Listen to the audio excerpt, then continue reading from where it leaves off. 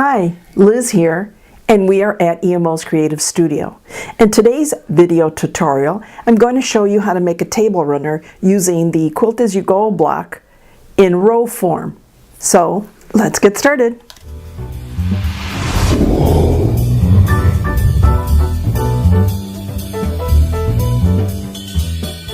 So today's project, we're going to be making a table runner using Quilt As You Go blocks, but instead of quilting each individual block, I'm going to sew them together into a row and then I'll quilt that row.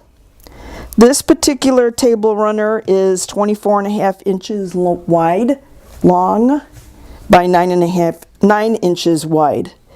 I use, for fabric, I'm using fat quarters that I purchased at a big box store. The backing, I will be using probably 3 to 4 fat quarters, which are 18 by 22 inches long. And for the flowered motif in my 4-patch, I'm going to be using 1, maybe 2 fat quarter rolls, and for the solid I am using yardage less than a yard, actually even maybe less than 3/4 of a yard. So let me show you how we're going to start this.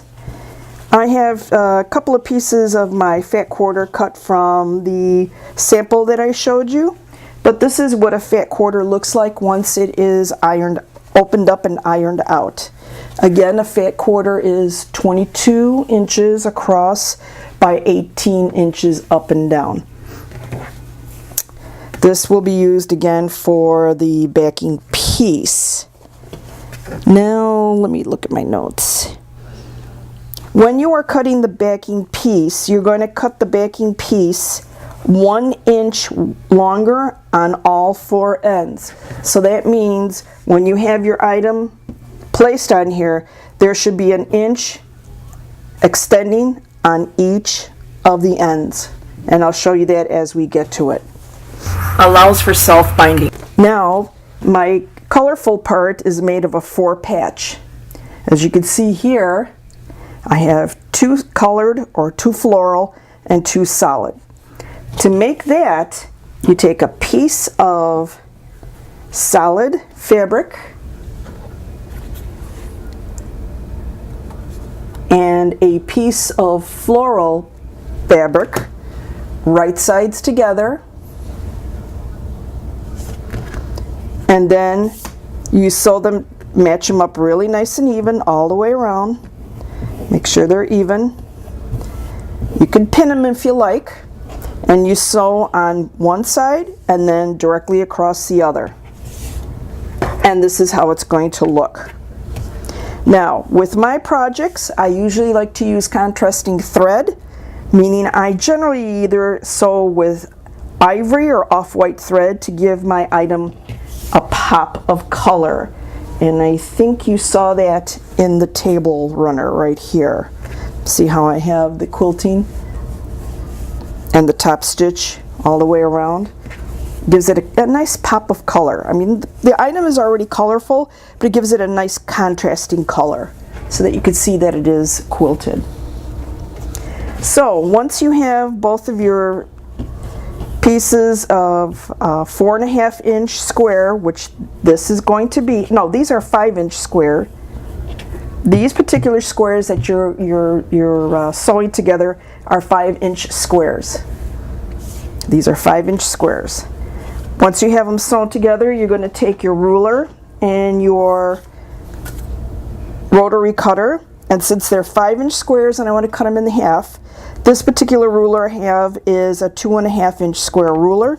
So I'm going to line up the edge to the edge of the fabric right here, hold it down really well, open up my rotary cutter, slice across. Now I'm going to need to cut it one more time, so I'll turn it, make sure that my ends are matched up perfectly, take my ruler and place it up against the edge.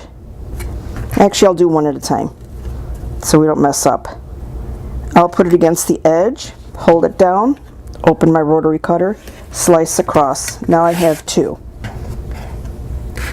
me get my second one. Put it against the edge of the fabric right here. Hold it down.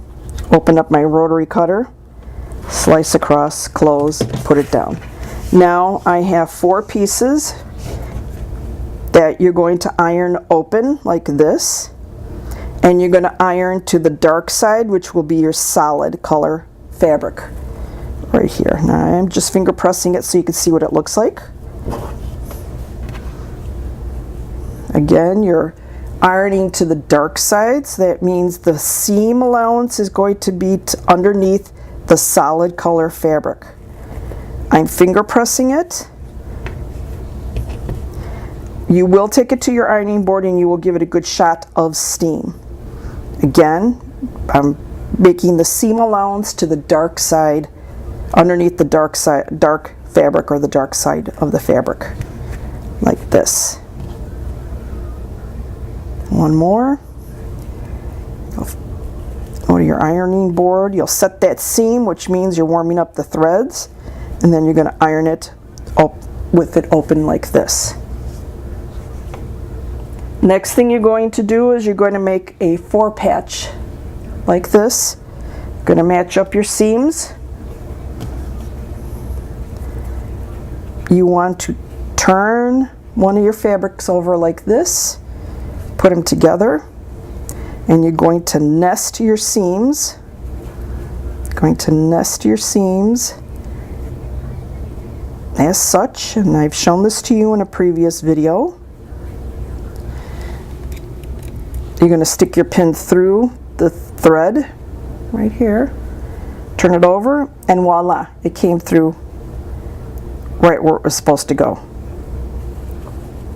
If you're a novice and you're not very comfortable at sewing, then you could put a pin on this side and a pin on this side, but I've been doing it a few years. Again, to make your second, you need 3 of these for one row and 2 of these for another. So you will again turn your fabric right sides together, and for some reason I like to nest with the seam allowance going to the right. You nest your seams together. Take a pin, place it through the threads, and hopefully it'll come out on the threads on the other side, which it did right there, and then you pin it. Now we can go over to the sewing machine and sew these guys together. So I went ahead and made the 4-patch blocks for both rows. One row has 3, the second row has 2. I also made sure that I squared off or got the square block equal. I left one undone so that I could show you how to square off your block. Again, I took a 5-inch square of print and a 5-inch square of solid, put them together face to face, right sides together, sewed the sides, cut them into 4s, and then I sewed them into the 4 blocks. Then the block turned into 4.5 inches square. And again, I want to get rid of all of these outstanding things or outstanding pieces to make it a full 4.5 inch square block. It'll make it easier to sew it up. So what I'm doing is I'm lining up one of these lines on the cut mark, turning it around, making sure that, turning my block around to make sure that it is even, cutting off the edges, turning the block around again, matching one of these lines to the sew line here, bringing it as close to the edge as possible, cutting off any excess right there, turn it around one more time, match again one of these lines to the sewing line right there, match it up really nice and close, and slice off. Now my block is squared up. So the next thing I'm going to do is, remember I said that these pieces are 5 inches square all the way around. So what I need to do is cut them down to 4.5 inches, and that's what I did with these. Again, I cut out, my row has got to be looking like such. 4-patch, solid, 4-patch, solid, 4-patch. Then the second row would be solid, 4-patch, solid, 4-patch, solid. So I need to cut 2 more at, actually 3 more, 4 more at 4.5 inches. So let me get my 4 squares. Let's move these guys out of the way. I'm going to sit down for this so I could show you. Pull out this mat.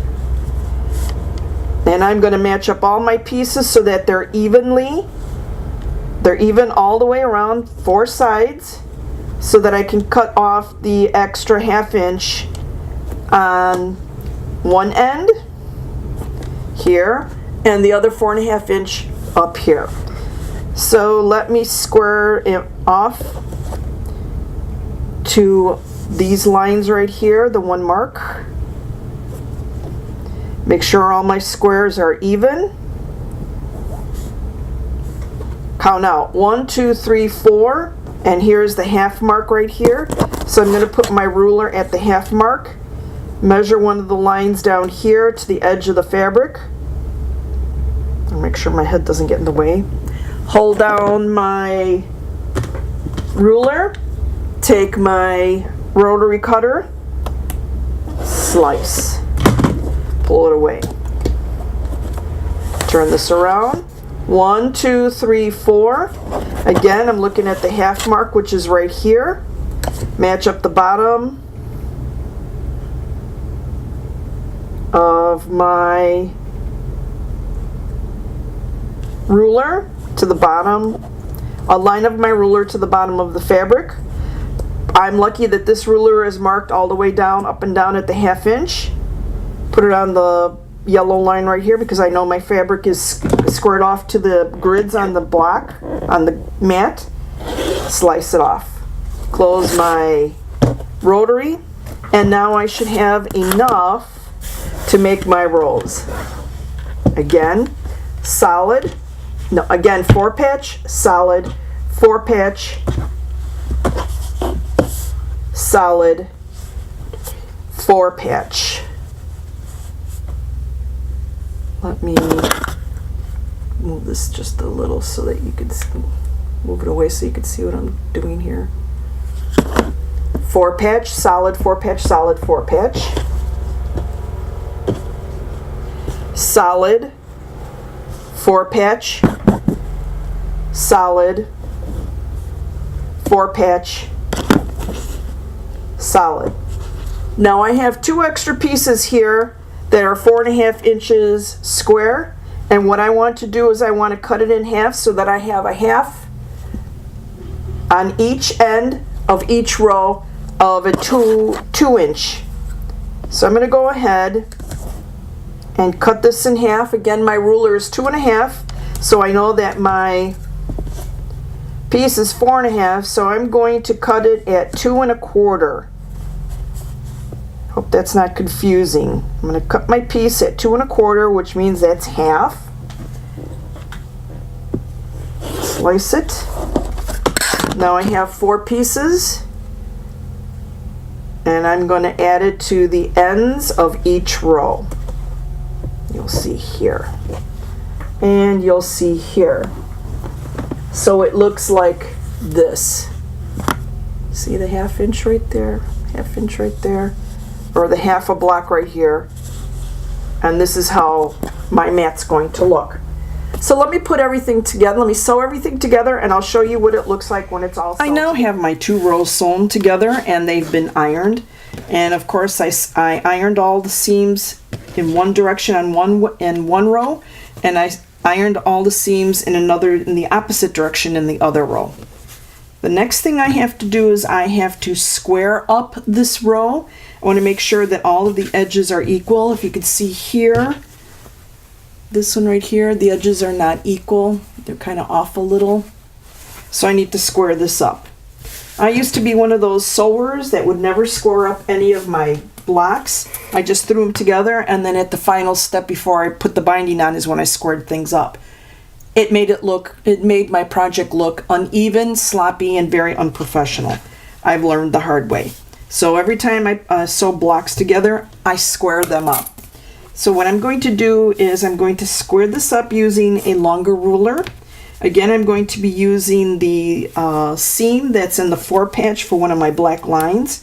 I'm going to match up the line, match up the edge, make sure that my line is straight, and I'm going to cut the first 3 blocks that were sewn together.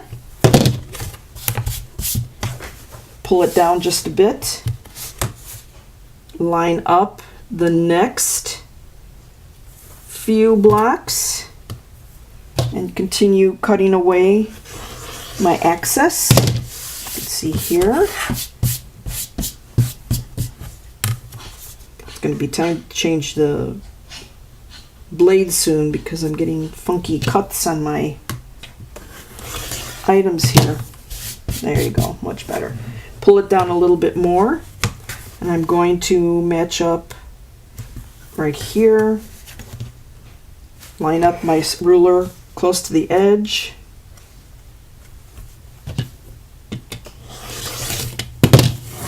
and now I should have a pretty, as close as I can get with this starting to get dull blade. It is as square as I can get it with the blade that I'm using right now. So let me turn this around and do it again on this side, lining up one of the black lines to the 4 patch, making sure that it's nice and straight. Hold it down all the way up, move it down a little, line it up again with one of my 4 patches right here, the edge of the ruler over here,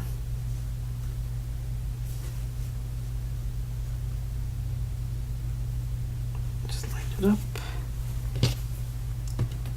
run my rotary across. As you can see,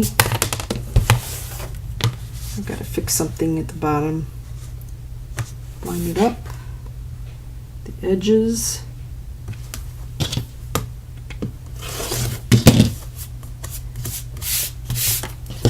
let me fix something over here. Yeah, didn't come out quite right.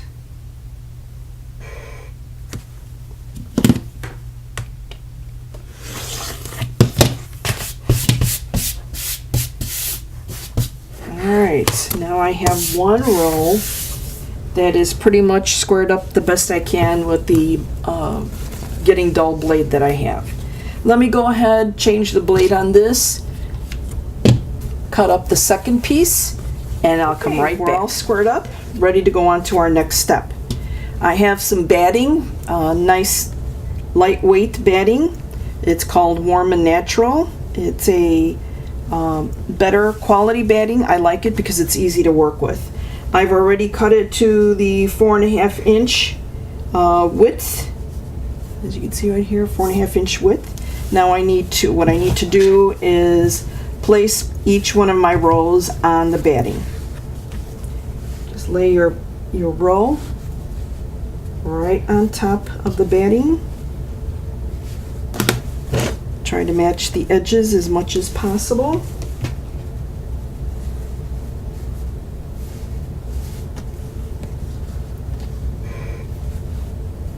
And there you go. You grab a ruler, put it to the end, and you'll whack off whatever extra you have of your batting. Move this off to the side. Lay your batting out yet again. Put your second row on top of the batting.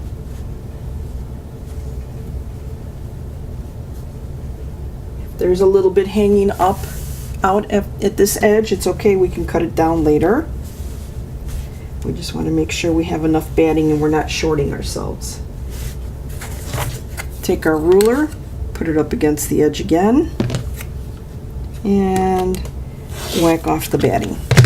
I save these pieces, and what I do is when I'm making a project like a pouch or something small like that, I'll put pieces together and I'll zigzag them so that they match, butt up next to each other, and then I'll reuse them. Because people aren't taking apart their projects or their items to see what the batting looks like inside, and you're not wasting batting. Let's put that to the side. Now what I want to do is I want to pull out the back. Again, I said that these fat quarters are 18 by 22.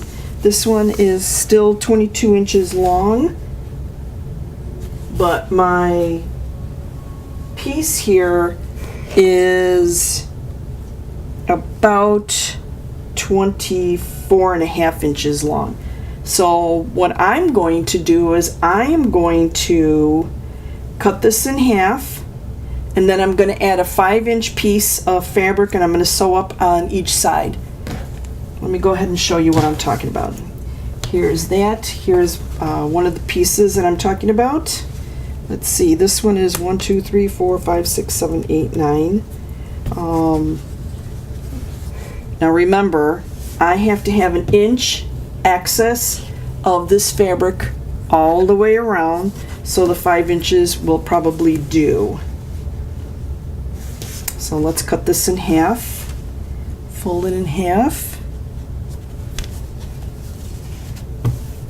finger press a fold into it, take a pair of scissors, and then just cut. You can also measure it using the rotary cutter and your cutting mat, but I like to do it this way sometimes. Alright, so now we've got our pieces. We've got 2 pieces now. 1, 2, 3, 4. 1, 2, 3, 4, 5. Let's put a 5-inch block or 5-inch space between these two. 1, 2, 3, 4, 5. 5-inch space in between these two. And then let's lay our 1 row on top.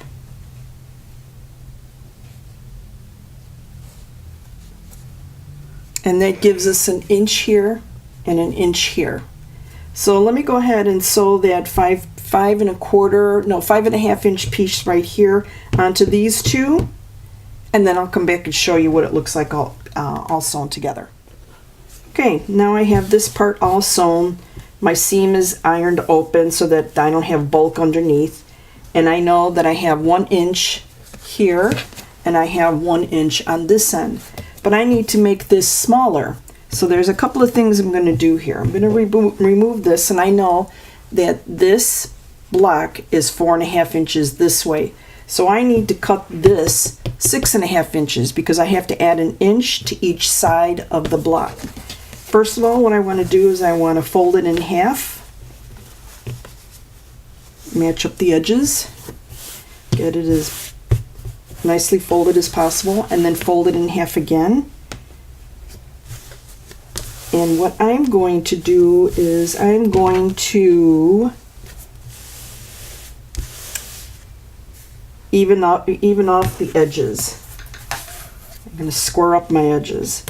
So again, you know, a fold is a natural line, so I'm going to put that fold on my line right here. I'm going to put my ruler on top of the fold, close to the edge here, because I want to make this edge as straight as possible. Slice it, pull it off. Now I need 6.5 inches from here to here. So let me line it up on boxes right here. Each box is a full inch. The dots in between the boxes, it's a quarter, a half, 3/4. So 1, 2, 3, 4, 5, 6, and I need a half because my block is 4.5, and I need to add an inch to each side. So again, we're lining up our ruler, which is actually a 6.5 inch ruler. We can line it up this way. close this in, hold it down, and we're going to cut across. And now we have the correct size for our first row, our first block. So let's open it up, lay it out, take our block, lay it out. We laid out our backing on the grid. So we're going to use the grid to center our block, making sure that we have an inch all the way around of fabric. Now remember, I said we're not worried about what it looks like over here with the batting. Let me slide it across here so you can see. So what I'm going to do is I'm going to move my backing out of the way, and I'm going to cut this extra batting off so that I can better see what I'm doing when I'm putting this block onto my backing. So let me go ahead and put this out right here, right here. Maybe I'll do it even down here. I just want to see a little bit of my board here. So I'm going to put my block down. Remember, we wanted an inch, an inch, an inch, and an inch. We want to make sure that we get it onto our backing well enough so that we could see that we've got an inch all the way around, because it's crucial to have that inch. Now we go ahead and we start pinning. I'll pin on the end here. You'll probably see it when I'm on the other end. I'll pin at the edge here on each of my blocks. And why I'm doing that is because when I'm quilting, I'm going to be going from corner to corner, corner to corner, corner to corner, corner to corner.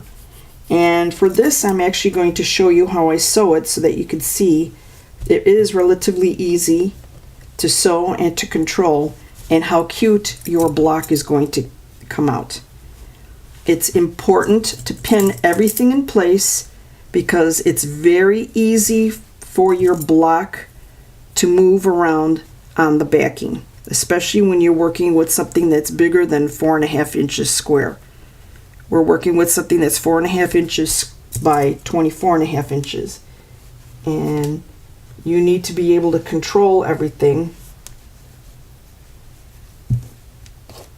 or better yet, not lose control of your sewing.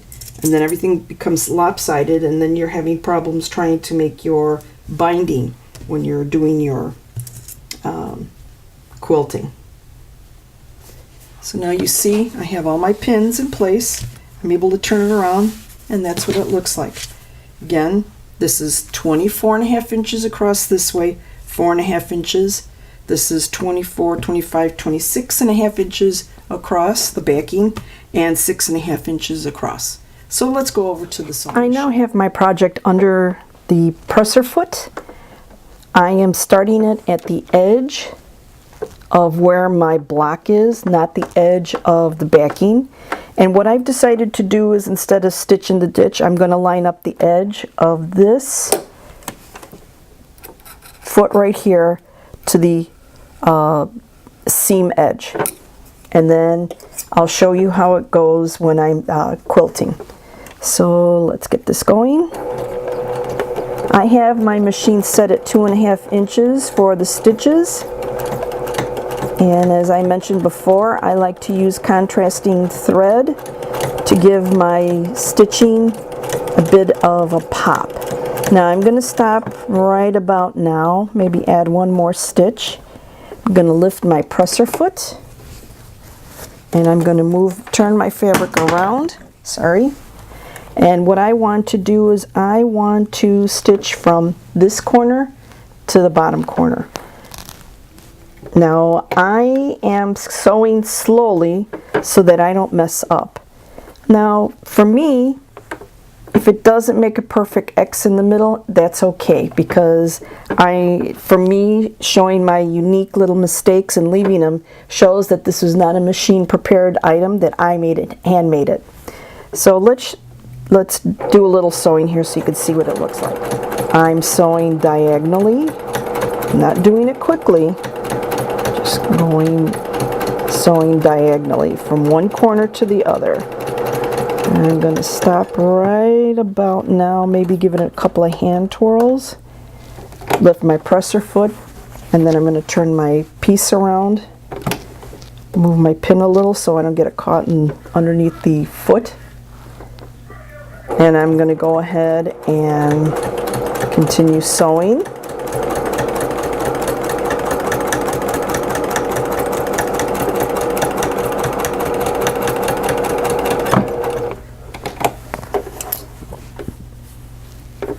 You'll see.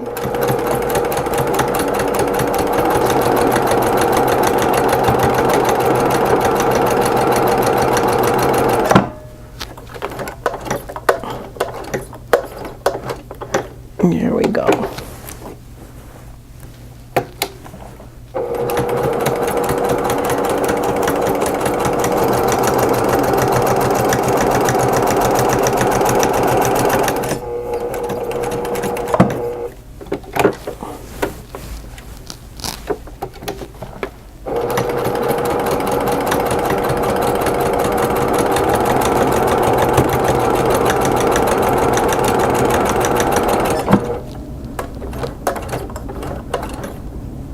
Now I'm at the end and I want to do my top stitching across. Again, I'm going to be using the seam against the edge of this foot.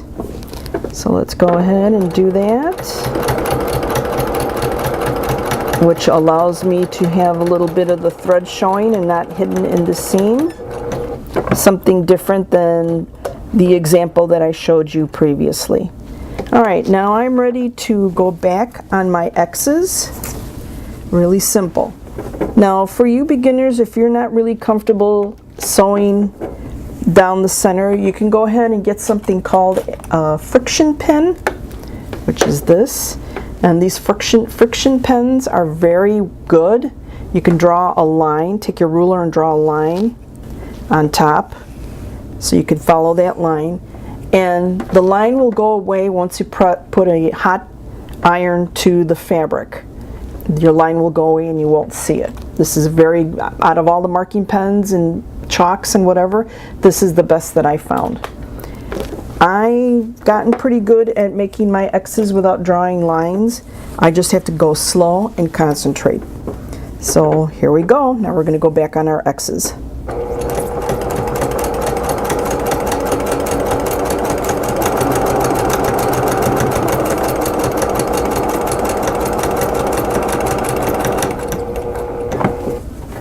Here's one X.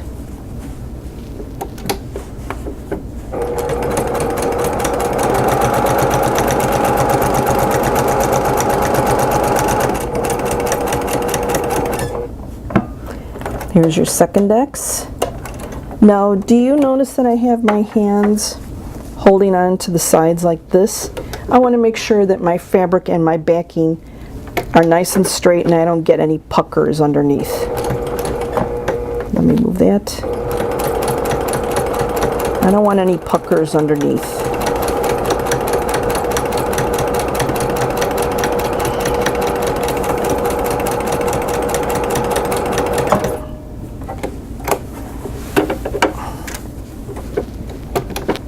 It's turning out pretty decent.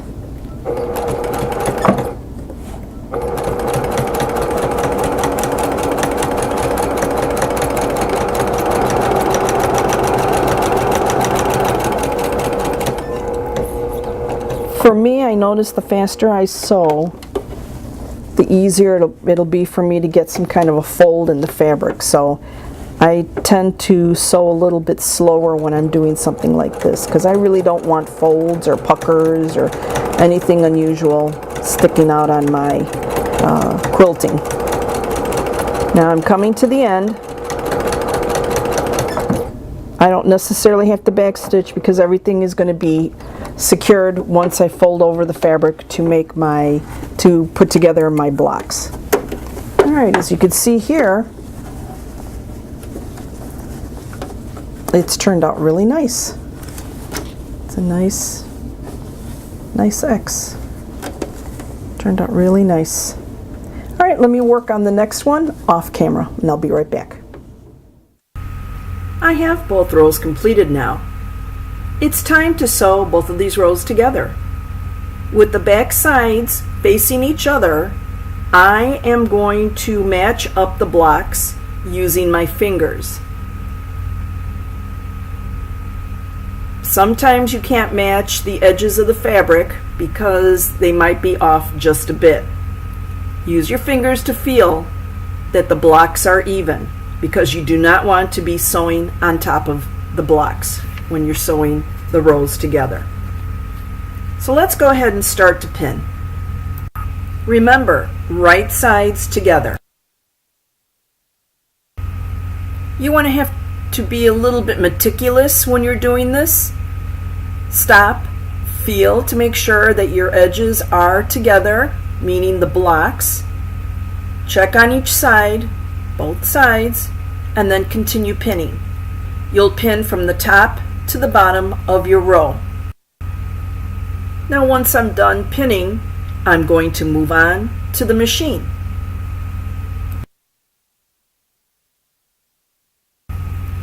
I now have my two pieces under the presser foot, butt up to the needle.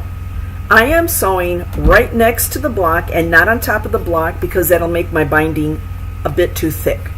My goal here is to try not to sew over the blocks and to make sure that I don't have any folds or puckers as I go. So I will sew on the slower side to make sure that I don't make a mistake or goof up. Making sure I'm careful to take out the pins so that I'm not breaking the pins under my needle. I'm going to continue sewing off camera and we're going to move on to the ironing table. We are at the pressing table and I want to press open the seam allowance. This is now the beginning step of making the binding. You should really have 1 inch of fabric on each side of the seam. If it's a little bit more, go ahead and trim it off because you don't want to have a bulky looking binding. I didn't do that, so you'll see that my binding is going to be a little off. It's going to be bulky on one end, not so bulky on the other. Once I'm done pressing, then I'm going to go ahead and I'm going to start to fold each side of my fabric to begin that binding. I hand fold it, finger press it, hand fold it, finger press it, and then I bring my steam iron on top of the fabric. I don't like to pin it because it tends to distort my fabric and then I end up having bulky folds and puckers in my binding. I've learned how to do it without having any additional assistance, but if you think you need some assistance, go ahead and buy yourself some double stick seam tape or temporary fabric glue. Place it down and then take it to your machine and start sewing your top stitching for your binding. Again, I like to do it in this manner because it's easier for me to get it done. And now let's move back to the machine. I've placed my project under the presser foot and I'm going to use the edge of the presser foot as a guide to make my top stitching line straight. You know me, gotta have that straight line. So remember, do not backstitch because once you sew all the sides down, it will lock those stitches into place. So I'm going to start sewing. See how carefully I'm sewing? I'm making sure that I don't put a fold or a pucker into the fabric. I'm just going to go take my time. I'm not in a rush. Just slowly sew my project. I'm going to continue sewing this side of the binding, and I'm also going to sew the other side of the binding off camera so that we can move on to our next step. So now we have our two pieces, our two rows sewn together. We stitched it together, folded each end over a 1/2 inch because you should be having an inch of fabric on each one of these backings, and we top stitched it. Now we're ready to do the edge. What I did was, for the corners, I matched the tip of the backing to the tip of this corner right here, folded it over, ironed it, folded over on the other side, did the same thing. Matched the tip of the backing fabric to the tip of the block, fold it over, iron. It'll make it look neater when you sew it. So let me go ahead and sew this end, and I'll come right back. So both of my ends are now nicely folded over and top stitched, as you can see. And as you can see in the back, it's turning out really adorable. Now, like I said, the back doesn't really have to match up, but I was very lucky that the seams over here almost match up. So it's turning out to be really, really nice looking table runner. So the last thing is to iron up these edges on each side and fold over and iron them to make the completion of the binding. So we're going to quickly do this so that you can see how it's going to look on the corners. I'll just do one side.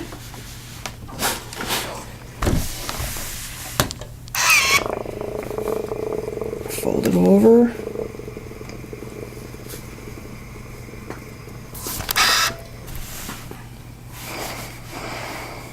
Now in my other, the example that I showed you at the beginning of the video, I folded these longer edges in first and sewed those together first, and then I did the smaller ends last. So it'll have a different look, a different finished look on the corners.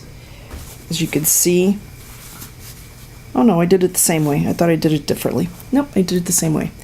See, this is how it looks. Let me see. There you go. This is how it looks when you fold it over. You finish it. This end and this end are the only times that I backstitch so that I can have my stitch completed. I'll pull my threads through, and then I will, let's see if I can show you this, knot it at the end, and I'll show you that with this one that I'm doing down here. So I want to make sure that my ends are pretty decent. They're not sticking out, so that when you look at it from the other side, it all looks even. So I'm going to have to be very careful when I sew it. Let me go ahead and take it to the machine, sew it, and then I'll come back and show you. Now I finished stitching this side, and I've got my ends top stitched and my threads knotted in the back. The same thing with the other end. I've got it stitched. It's very nicely stitched. It's not sticking out on one end or the other. Again, I have my threads stitched, knotted in the back. So let me go ahead and finish this part, and I'll come back to you and show you what it looks like totally completed. So we've completed our two runners. I've got two of them now, as you can see. Here's one, and here's the other. I believe, I got them confused already. I believe this is the one that I just finished. See how nice it looks with the stitching and everything? There you go. I'm going to be gifting these for Christmas. I probably will put one of my labels in the back here. I hope it was easy for you to follow. I love doing these kind of videos for you. My name is Liz. This is EMO's Creative Studio. Happy quilting. Happy sewing. Take care. Don't forget to like my video, subscribe. My email is fancythingsindeed@gmail.com. So until the next time, take care. Bye.